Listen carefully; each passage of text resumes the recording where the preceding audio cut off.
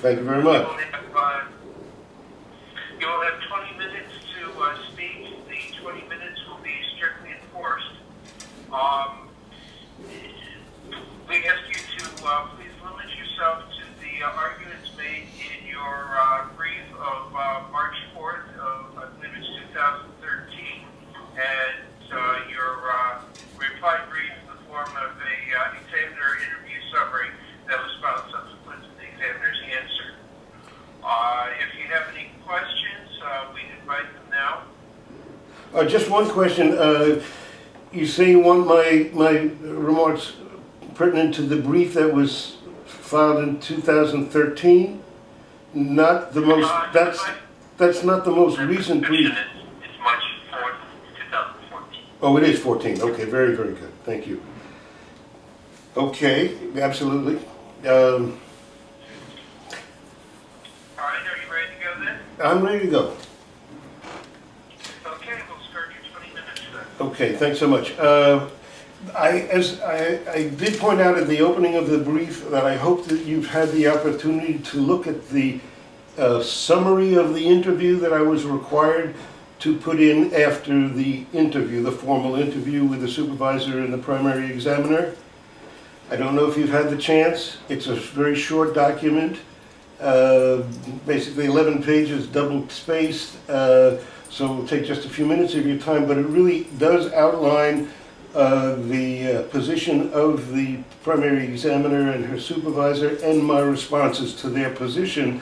Their position was to reject my patent, basically on the basis... Okay, this was the interview summary which was filed after the answer? This was the interview file that was filed after the answer. That's correct. And that was my instruction from the supervisor that I had to do it that way. Yep. Okay? So the basic point is again, and I'm going to, if you have read that summary, you can say, well, it's a lot of time. If you haven't, then I will go through it, because in fact, that summary, instead of, it's been a long trail. It's been 5 years and it's been over 2,000 pages. And in fact, that summary, it summarizes where we are now. That is to say, I'm being rejected for basically a few reasons, but the first argument from the supervisor and the primary examiner was that because I didn't use the word intubation in Claim 1, the Claim 1 is rejected. Excuse me, sir, was this rejection under Section 112, or was this rejection over Bullard and the George patent? No, this was in fact a surprise to me at the interview. I received an agenda for the interview. When you filed your brief on March 4th, you withdrew all the additional claims and you withdrew your amendments. At that point, the examiner withdrew any rejections other than they are rejections over Bullard and George. So the rejections based on those two patents are the only thing we're currently looking at. Okay, that's very good. Okay, then I'll move to that. But again, I will say that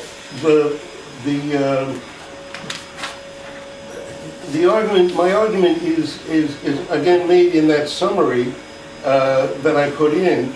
And the appeal brief, which is long and repetitive sometimes, for which I apologize. Don't mean to waste anybody's time, but the points related to the 103 obviousness rejection. Basically, the position of the examiner is that if a person of ordinary skill in the art of intubation at the time of the invention in 1997 would have read Bullard 787 and combined it with George 838, that person of ordinary skill in the art at the time of the invention would have seen my conception, placement of the camera in the distal region of the blade, which is new, obvious, and therefore I'm rejected. Can you hear well? There's a sound in the background that I hope is not blocking out what I'm saying. Are you able to hear me I can reasonably? actually hear the truck. I can speak to my two. Right. Yes, yes, I can hear it quite well. I can hear it. Okay, just give me a... Okay, I'm so very sorry. Okay, so my position is, I'm not going to argue the mechanics, okay? The examiner made very clear that combining the optical channel of George and the camera of Bullard, George teaches that it can be either proximal or distal, and therefore, from a mechanical point of view, I can't argue her position. What I can argue is that the level of competence for the person that she has invoked in order to reject my patent is a level of competence that comes into contrast with, in fact, Bullard and George, the patent owners that she is using to erase me. Bullard and George are persons of extraordinary skill in the art of intubation. Bullard has 7 patents, George has 4. They were working at the same time over a 2-decade period, both before and after Berall, no loss of interest on their part, to explain why neither of them came up with Berall's conception. The examiner says that the difference, and they knew Bullard and George as patent owners because Bullard and George are both discussed in detail in my patent application and my patent, and so the examiners originally would have been familiar with those men. The contention is that if they had read 787 instead of 919, which was in my patent, they would have rejected my patent. 919 and 717, in terms of the element that is being used for rejecting my patent, are identical.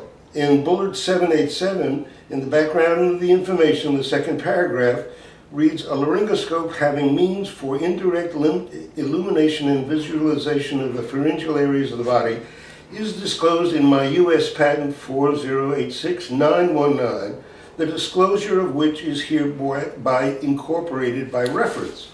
The result is that the original examiners and their supervisor would have read the same Bullard design that is being used to reject me today. They did not use it. They gave me my patent.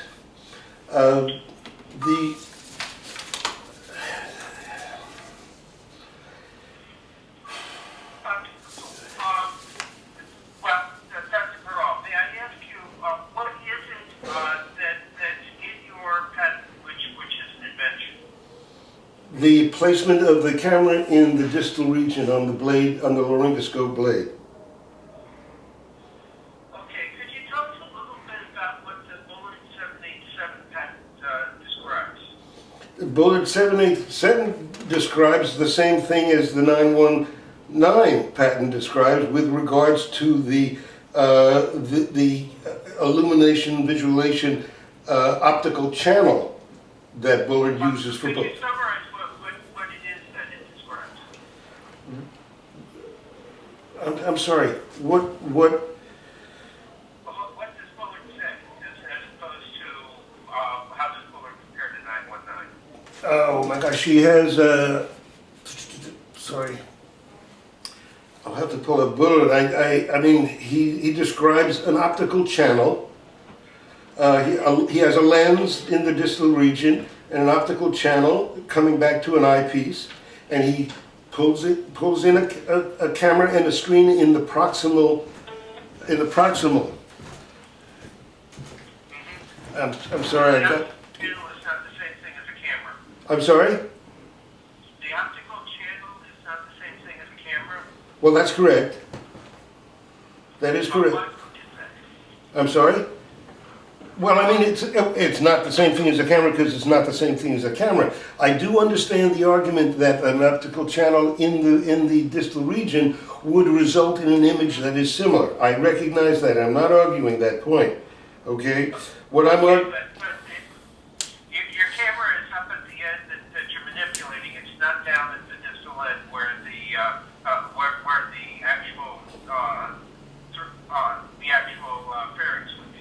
in distal region, yes. Not at the end. It can't be at the end, but it can be in the distal region. But let me go on for one moment because I don't know, I'm losing track of time, so I don't know how much time I have to answer this one point. But I want to just point out that Bullard and George knew about each other's designs and patents at the time of the invention. And they did not come up with my conception, which really has been a revolution. There's no question. Putting the camera in the distal region moves it past the tongue and opens up the full field for vision, whereas a proximal placement of the camera is a much more limited view and really worthless. And I did send you an appendix, and I had a basics of laryngoscopy. And if you look at the graphics J and K, particularly K, you'll see what I'm talking about in terms of the difference with the placement of the camera proximally and distally. Okay? Okay. Now, Could you tell us a little bit about what the George patent describes? George Patton describes what he calls an endoscope, and the endoscope is essentially an endotracheal tube into which he has put a soft stylet and with a camera at the end of it. And for George, he does not talk about distal region, he talks about distal tip. And it's a very different thing because an endoscope doesn't work like a laryngoscope. It doesn't have to move tissue, so a distal tip would be the right position, as with all fiber optic bronchoscopy, which has been used since the 1970s. So the endoscopic approach to intubation is 1970s. And the Bullard invention came and actually made it into the market, was very famous in the market, because there had been nothing approaching this problem of that strength since 1940. I mean, there were other inventions, but the Bullard was the better of them, but not a good invention, in fact, and is now essentially a museum piece. So basically, my argument is that the examiner has hypothesized a person of quote-unquote ordinary skill in the art that in fact saw what Bullard did not see, what George did not see, and what the combination of Bullard and George did not see. And that, for me, should disqualify the use of 103, because 103 says very clearly a person of ordinary skill, and these two men are of extraordinary skill, and they didn't see it. I can't understand, I can't explain why they didn't see it, and the examiner couldn't, and she said it was probably because they lost interest. But they didn't lose interest because they were both patenting and doing re-examinations after my application went in. So they really did know, they hadn't lost interest, they knew each other's patents, they were there at the time of the invention, and they were real. Okay? Additionally, if I can continue that argument a little bit, the original examiners are not on record as having seen Bullard 787. I can't get into the prosecution, so I don't know if they've listed the patents they've seen and this and that. It would be strange that they wouldn't look at other Bullard patents and other George patents when evaluating my patent, because again, these were the only two that were discussed in my patent and in detail. But if they didn't see the 787 patent, still, because of the overlap in terms of the optical channel between 787 and 919, there was no difference in that design. And so they would have seen the design that is now being used to reject me, and they didn't. okay? And they didn't invoke 103 in any form, although they did attack with a 102, which I survived, and my patent was granted. So those are three real people there at the time as well. So we have Bullard and George, we have the original examiners and their supervisor, and then just, it doesn't, I can't guarantee by any means that they would have read the patents, but anesthesiologists were familiar with the Bullard instrument design, etc., since the mid-80s. And they were familiar with the endoscopic approach since the mid-70s. And now we're talking about hundreds of thousands of anesthesiologists, clearly of more than ordinary skill in the art of intubation, and no one put it together. And no one came up with my conception. Others who would have been involved in this world, the designers, the laryngoscope manufacturers, etc., no one came up with the idea. And Dr. Berall, you have 5 minutes. okay. I do have to point out, though, it is some evidence of patentability, the fact that these other gentlemen did not discover the same thing that you did, but it's not evidence that we're allowed to rely on as conclusive of the issue. We're not allowed to base our decision solely on the fact that these gentlemen failed to conceive of the invention that you discovered. So we have to look at whether or not there is a reason, or there existed a reason back at the time you made your invention to combine what's taught in Bullard with what's combined in George. Can you address that briefly? Well, just that again, just as what I said, the two men, as real and there and expert at the time and knowing each other's patents, and then the examiners, who were clearly, it took a year and a half to work through the patent. They may well have seen 787. I mean, they didn't come up with it.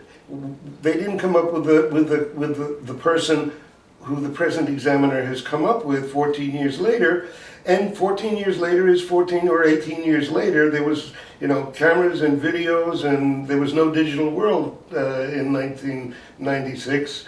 A very different world that we're in now. And so reasonably that you and I would find certain things reasonable and commonplace and put things together in a different way from people 20 years ago. I understand your mechanical, the mechanical explanation of why someone should have seen it,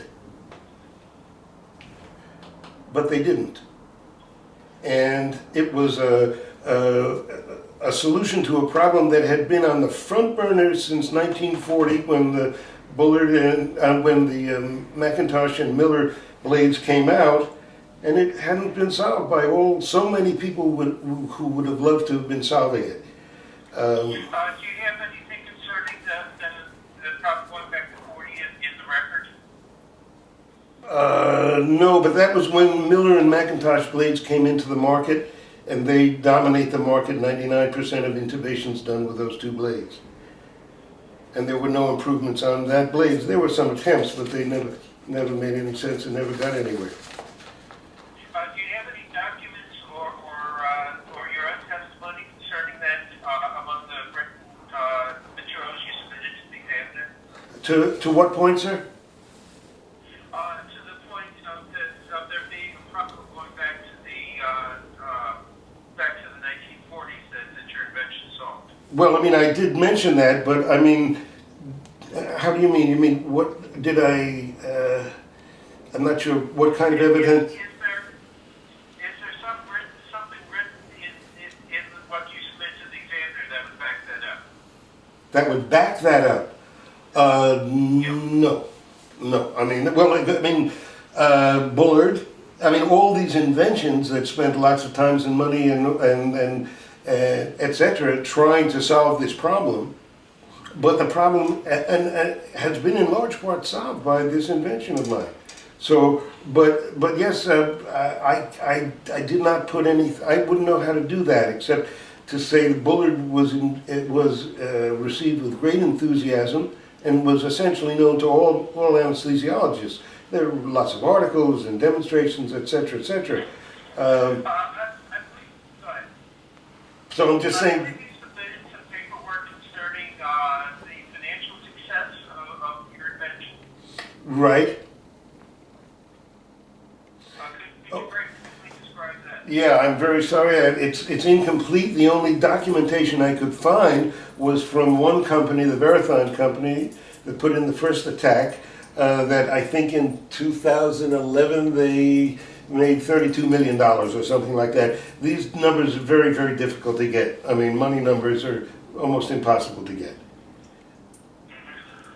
Dr. Berall, this is Judge Sloan from Alexandria. I have a couple of questions. I know you're running out of time here, but to clarify for me, familiar with the case, but I am not as familiar with the underlying prosecution of the original application that resulted in your patent. In your background, you described the 919 Bullard reference, and then now in this reexamination, we have the 787 Bullard reference. Right. Fine. Can you very, very briefly identify what's the difference between the two Bullards? Well, the difference in the two Bullard is in the articulation. Okay, it has nothing in fact to do with the illumination or visualization of the pharyngeal areas. The Bullard patents, you know, Does the Bullard 919 have the same optical channel there? yeah, exactly. Exactly. I mean, that's what I was reading before. The Bullard 787, background of the information, second paragraph.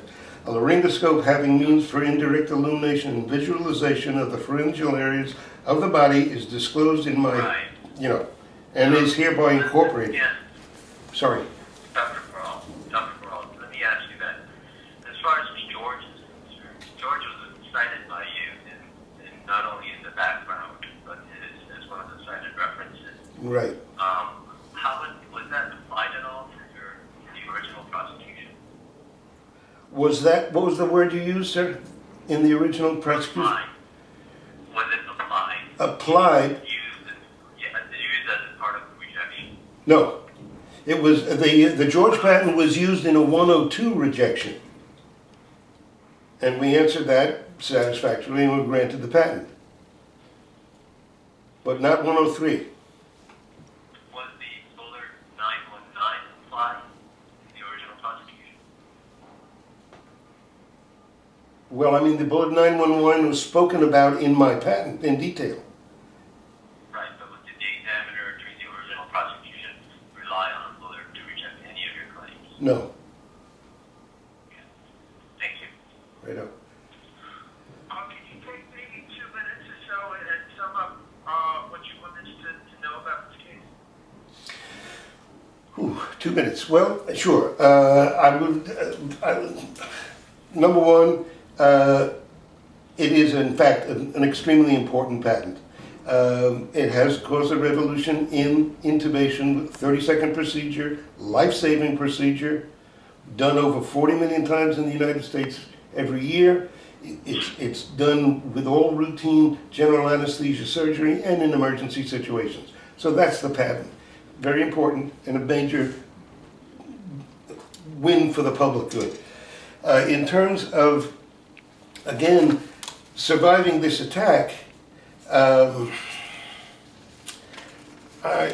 don't know what more to say than what I have said, except that there were some other points that were brought out in the interview, but we're going to focus on the Bullard and George attack. And I suppose the strongest point I'm making is that the person of ordinary skill in the art at the time of the invention, constructed by the examiner, was a person of superior skill in the art of intubation than Bullard and George, and superior compared to the original examiners. So that a hypothetical versus 5 real people.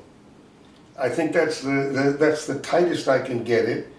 as I said, I added all the other anesthesiologists who knew about it and wanted the solution, but that George and Bullard did not come up with this. They were working on it for decades, giving up their lives. One patent, I can tell you, is a terrific amount of work, and it only begins when you get the patent.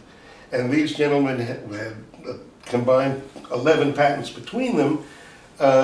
They definitely would have wanted to have come up with the right answer that they had been working on. They didn't. And they were there after my application was in, so they didn't lose any interest in the subject. All right, thank you very much, Doctor. We will take the case under advisement. Our decision will be based both on your argument today and on the voluminous documentary evidence which has been admitted by the examiner. So you can look forward to receiving a decision from us. Thank you very much, gentlemen. Thank you. Have a good day. Okay.